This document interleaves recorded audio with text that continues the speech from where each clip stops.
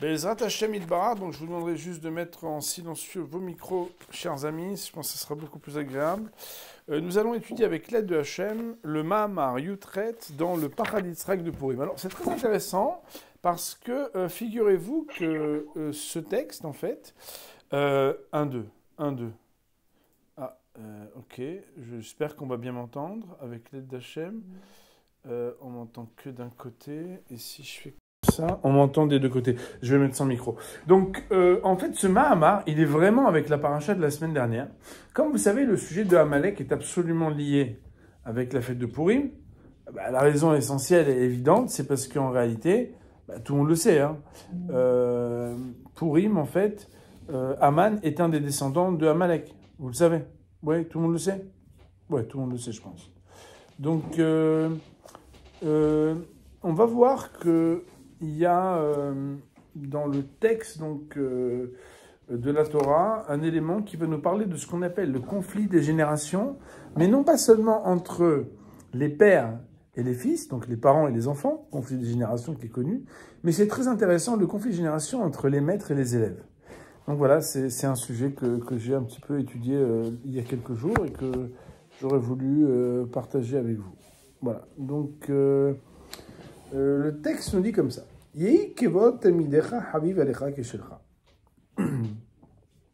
faut que soit l'honneur que tu donnes à ton élève aussi chéri sur toi que ton propre honneur. Donc de là, en fait, la Mishnah dans Masechet Avot, c'est ce texte qui fait la référence, et qui est ensuite codifié dans la halakha, dans le Rambam. Donc on a une halakha qui parle de l'obligation d'un maître d'honorer son élève.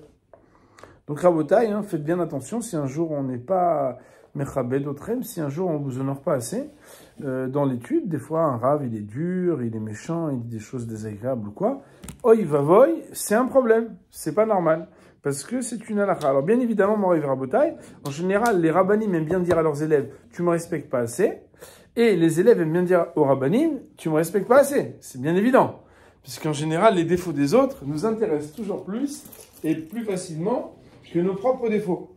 Donc la Mishnah parle à l'enseignant pour dire tu dois respecter ton élève, et nos Chachamim sont beaucoup plus durs encore quand on parle des étudiants pour respecter leur rabbanim.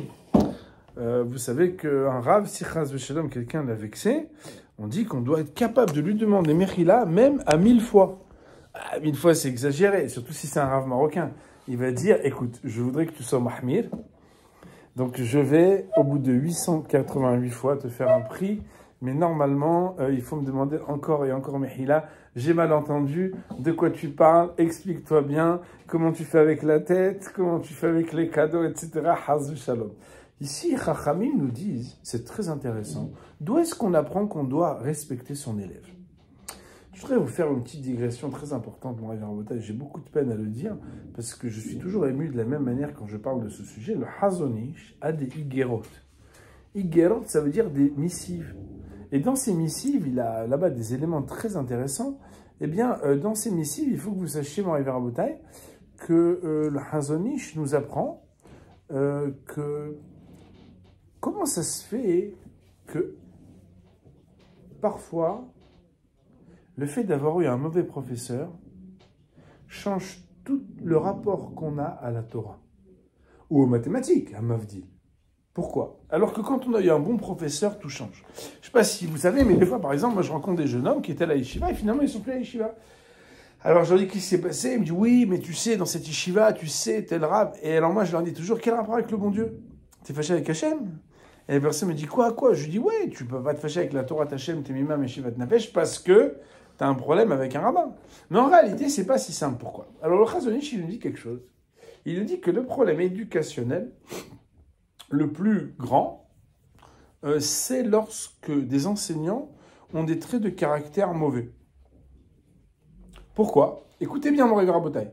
Si un Rav est bon et qu'il enseigne la Torah, non seulement on l'aime à lui, mais ça peut donner l'amour de la Torah. Vous comprenez? Mais si un Rav n'est pas bon et il enseigne la Torah, alors il dit le Chazonish de deux choses l'une.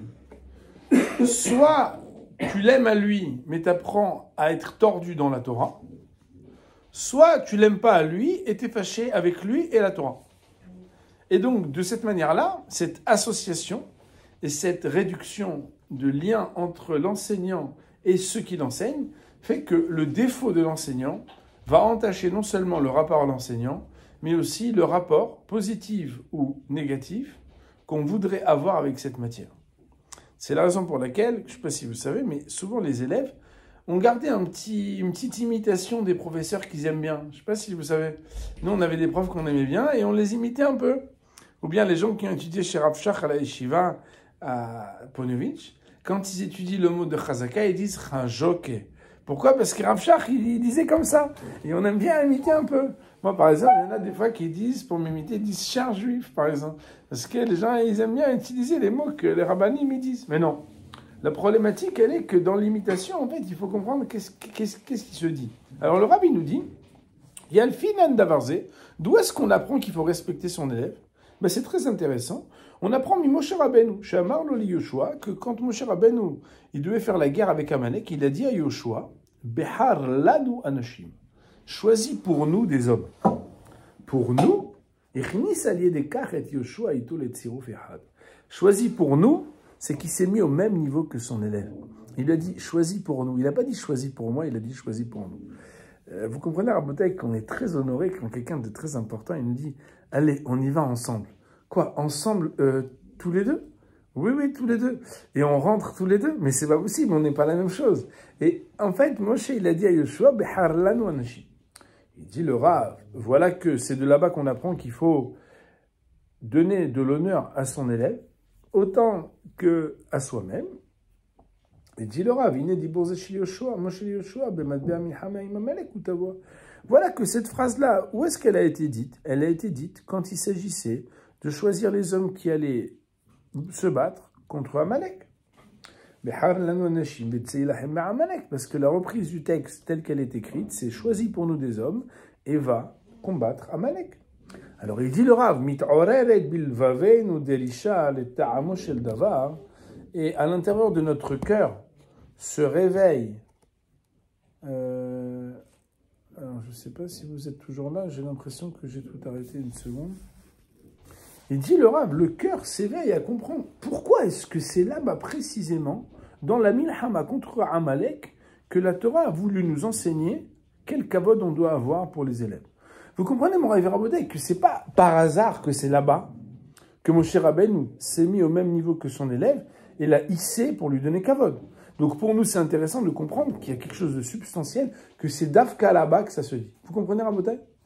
Alors là, nous allons rentrer dans quelque chose de très intéressant. Comme vous vous rappelez, le Rav Boutner, il passe par 4 chemins, justement, pour pouvoir arriver là où il doit mener. Donc tous les chemins mènent au Emet, mais il faut s'accrocher.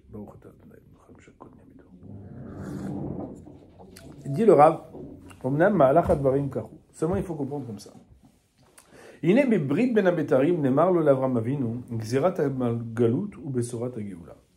Voilà que dans le texte de la Torah, donc si je voulais pas déranger un Cohen, je te demanderais à toi, David, de prendre un chumash Bereshit pour moi si ça te dérange pas.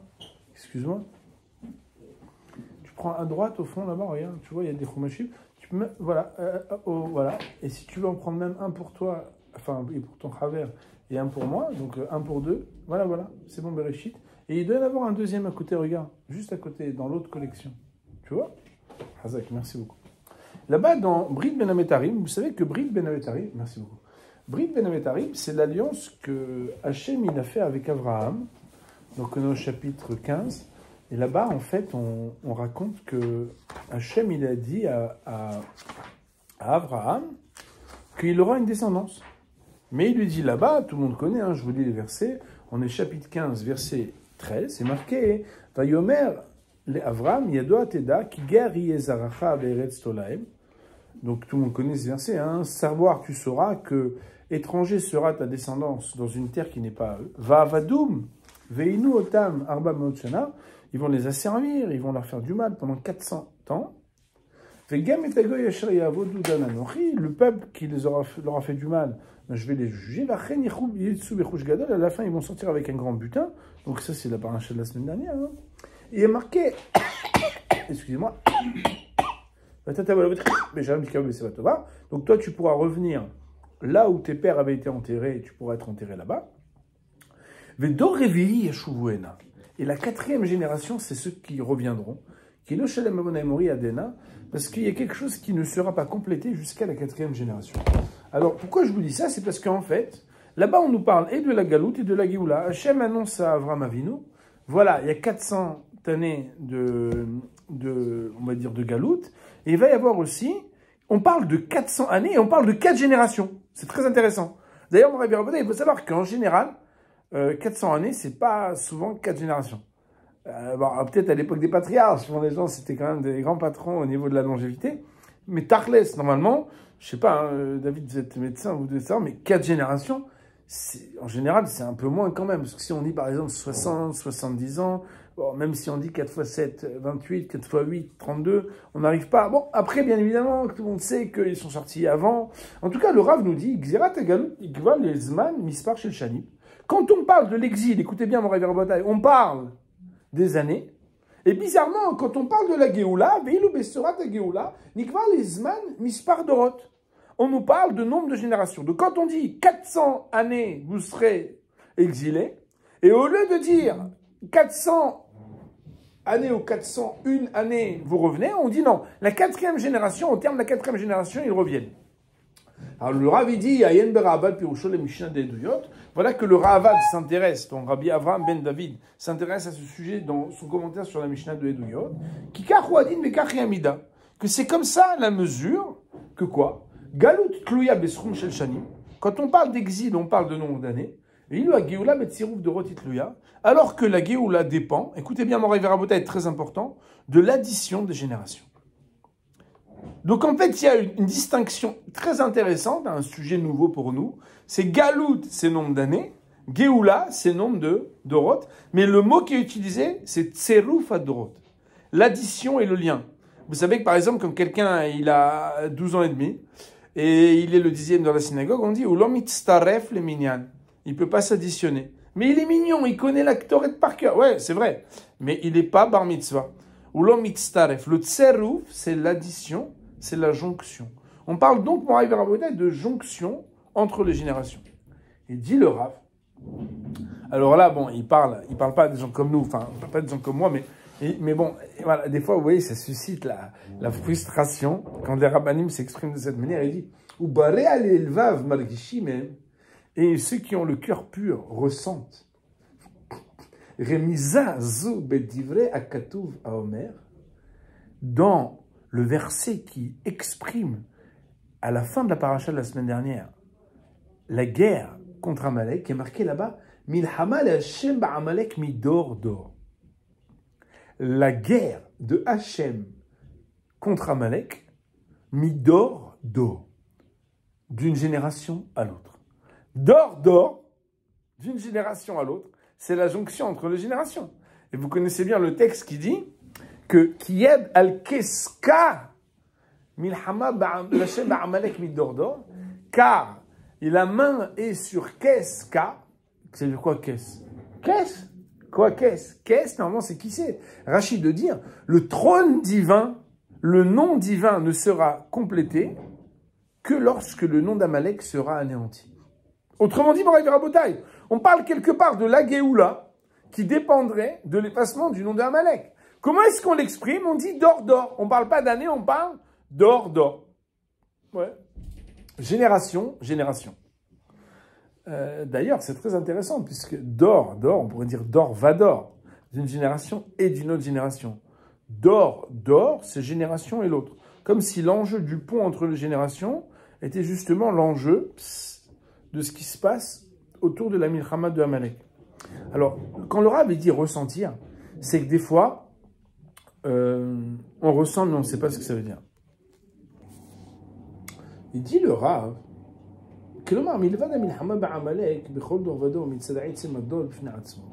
c'est-à-dire que indépendamment de la guerre de Amalek, où chaque génération on doit éliminer Amalek,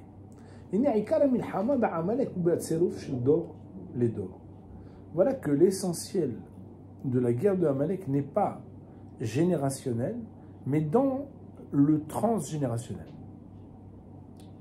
C'est-à-dire que, bien sûr qu'il y a un Amalek à chaque génération. Mais quand on dit d'or, c'est que dans le lien entre un d'or et un autre, là-bas, il y a l'espace de guerre contre Amalek. Ta'am Aikari, Chimihemet Amalek sur le chef d'or ou d'or, ou Mipne Shebetsero Pazé Ganous ou Or Agioula. Quelle est la raison pour laquelle c'est là-bas qu'il y a l'enjeu de la guerre avec Amalek? Parce que, comme on l'a dit plus haut, s'il est vrai que l'asservissement des Juifs dépend du nombre d'années, la Géoula dépend du nombre des générations. Et comme on l'a dit, de Tserouf, de l'addition et de la jonction entre les générations. Akatout Sober Veomer, Bacher Halalim Shamou. Et nos Hakamim nous disent, là où il y a des cadavres, il est. Mais attention, Halal veut dire un cadavre, mais halal veut dire aussi un espace.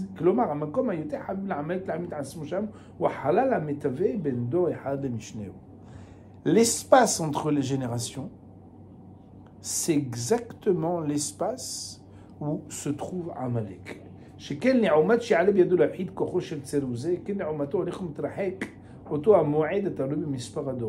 Parce que si quelqu'un arrive à séparer le pont entre les générations, c'est le meilleur moyen de nous séparer de la rédemption et de la venue du Mashiach avec la fin, avec la Géoula.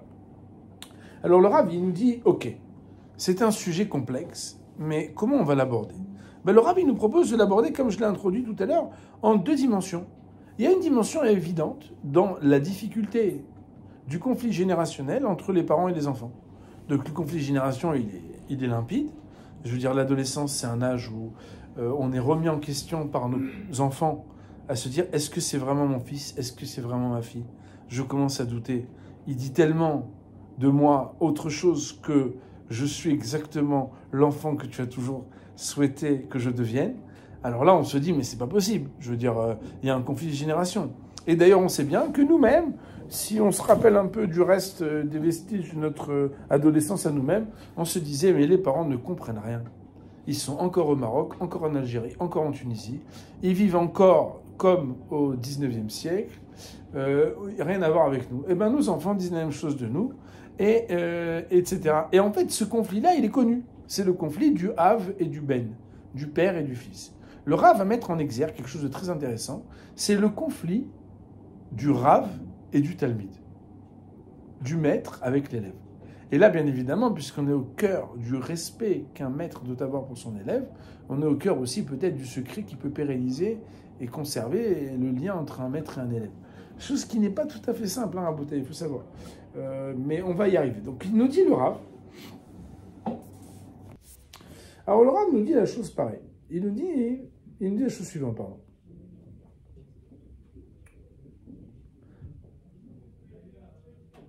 Sheken, Léoumat, chez Ale Biado, etc. Ok. Allez-nous la date. Donc, on a la ligne dans certaines éditions qui commence par le mot auto. Mais allez-nous la date. Et il nous incombe de savoir lorsqu'on parle de l'addition des générations dans le peuple d'Israël, l'intention est d'une dimension qui est double, un double sens.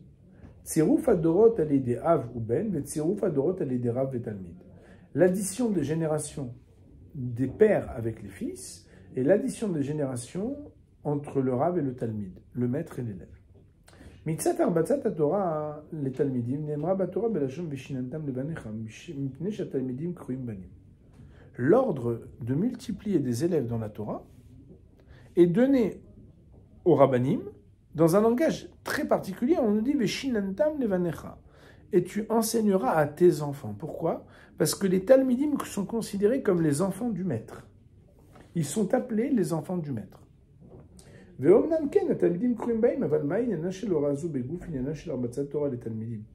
pourquoi est-ce qu'on les appelle comme des enfants alors qu'on parle ici d'enseignants de rabbanim envers les élèves?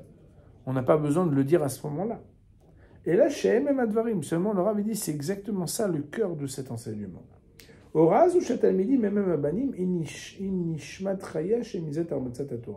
Le fait que les élèves sont considérés comme des enfants, c'est justement l'âme de vie de ce qui s'appelle la mitzvah d'enseigner la Torah. Que quoi? C'est qu'en fait, on est en train de te dire à toi qui enseigne la Torah, que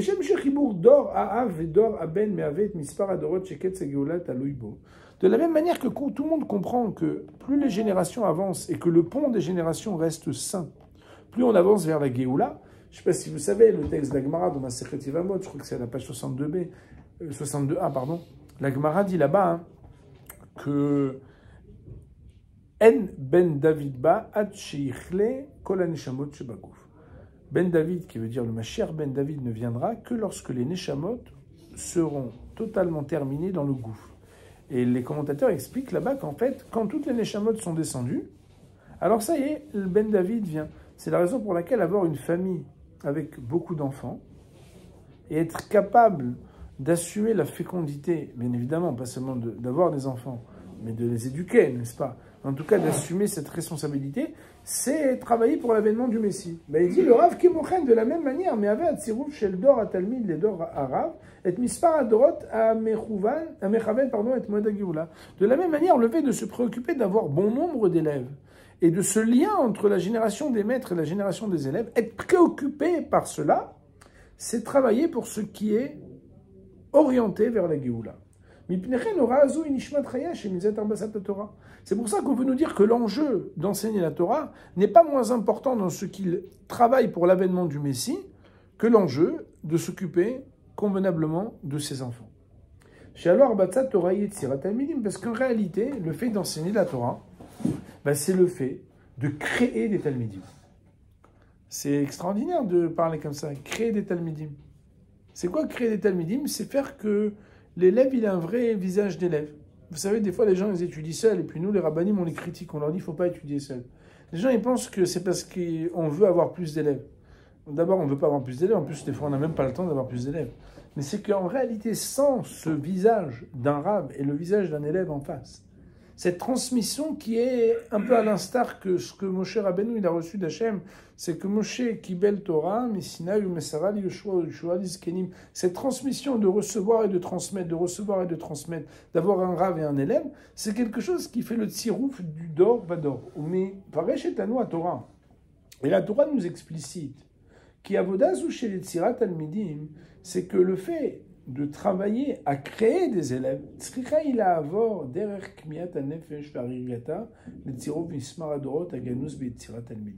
c'est qu'en fait ici ce qui doit nous intéresser, c'est de créer un pont entre les générations. Faire en sorte que la génération des élèves soit la suite de la génération des maîtres. Alors juste avant d'arriver à la phrase suivante, je voudrais quand même vous dire que, vous savez, dans le monde du rabbinat, c'est très dur de voir que certains rabbinim n'ont pas laissé de suite. Je ne sais pas si vous avez déjà su ça, mais par exemple, il y a d'immenses rabbinim comme le Harizal, comme le Ramchal, qui sont décédés très jeunes. Alors eux, ils n'ont pas dépassé 40 ans, ils ont fini très jeunes toute leur mission. Mais parfois, il y a des Talmidei Hachamim qui sont des rabbinim hashuvim, des hommes très grands. Et bizarrement, quand ils quittent ce monde, on est sans voix. On ne sait pas quoi faire parce qu'ils ont laissé un vide qui est impossible à remplacer. Alors, bien sûr, il y a des neshamot qui sont des neshamot kolelot. C'est des neshamot qui sont tellement spéciales que tu te dis, mais qui peut remplacer de toute façon? Mais d'un autre côté, on devrait se demander, est-ce qu'il n'y a pas ici aussi une question autour de justement ce pont entre les générations? Vous voyez? C'est-à-dire que, quelque part, nous souffrons énormément de ce manque entre le lien d'une génération de rabbanim et une génération de talmidim. Vous voyez? Il dit le Rav, Vekananu magi'im, c'est ici que nous arrivons, El Chobat Kevod Talmidim Keshelcha, à l'honneur que nous devons à nos élèves, comme à notre propre honneur à nous en tant qu'enseignants de Torah. Il dit le Rav, l'essentiel de ce qu'on veut souligner ici, ou al-midat kavod, c'est le respect et la dignité qu'on doit. C'est que le kavod que tu dois à ton élève, c'est le même que à toi-même.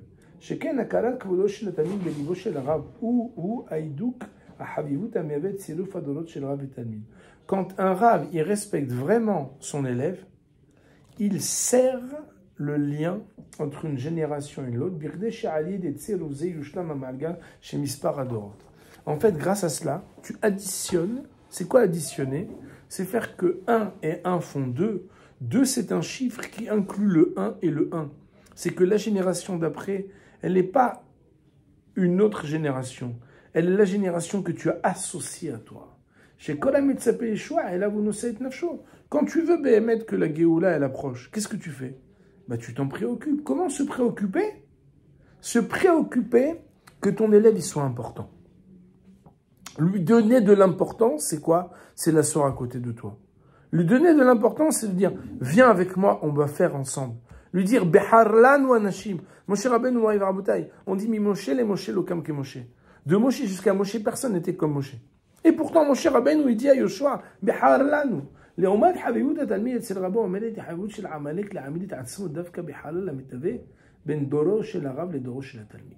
Où est-ce que Amalek vient justement travailler pour essayer d'empêcher la Géoula d'arriver? Il veut essayer de faire écran entre la génération du maître et la génération de l'élève. בכדי לשמש חציצה בין הרב לתלמיד. Il est l'écran. ולמנוע על ידי כך את צירוף מספר הדורות. On va couper le lien entre les générations des maîtres et les générations des élèves. Parce que c'est là où on va faire que la délivrance va s'éloigner. Quand le texte parle de la milchama, la guerre que Hachem veut qu'on mène contre Amalek d'une génération à l'autre, c'est pas seulement le conflit générationnel entre les parents et les enfants, mais encore pas moins entre le maître et l'élève. Vaïnou, c'est-à-dire,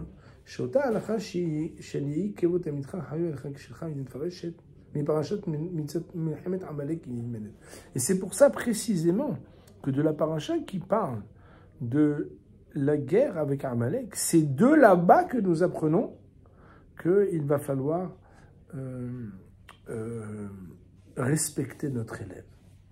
ודווקא בשעת הציווי ליהושע להילחם בעמלק, דווקא באותה שעה כלל משה את יהושע תלמידו צירוף לאחד בחלל אנשים יצא להילחם בעמלק.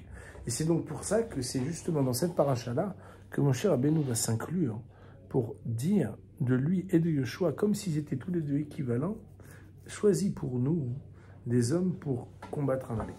Alors, je sais pas, je réfléchis à voix haute, mais j'essaie de penser avec vous que quelque part, en quoi ça vous inspire le sujet de la délivrance, ce lien entre le Rav et le Talmid? Mon Rav, il insistait beaucoup sur ce que la Gemara dans Masechet Megillah nous dit, que Kvod Torah adif mi limud Torah, que l'honneur pour la Torah, il est encore plus important que la Torah elle-même. En réalité, il n'y a pas de meilleur moyen pour libérer quelqu'un de son ignorance que de lui donner sa place. Vous savez, quand quelqu'un vient étudier, le plus important, c'est qu'il sente qu'il a une place dans l'étude de la Torah. Un des exercices les plus importants pour nous quand on enseigne la Torah, c'est que quelqu'un il comprenne qu'il a sa place dans cette étude. D'ailleurs, le fait par exemple de la rendre interactive, de demander aux élèves qu'est-ce qu'ils en pensent, d'apprendre de nos élèves, comme les Chachamim nous disent, finalement, ce n'est pas un jeu, c'est que Béhémet, chacun d'entre nous, il a quelque chose à dire. Et il me semble qu'un être délivré, c'est un être qui pense qu'il a un avenir meilleur. C'est ça la délivrance. C'est quelqu'un qui est convaincu que quelque chose peut changer dans son existence et faire que là où il se sentait emprisonné dans quelque chose, il va pouvoir sortir. Pour moi, par exemple, en tant qu'élève, j'écoute beaucoup de shiurim.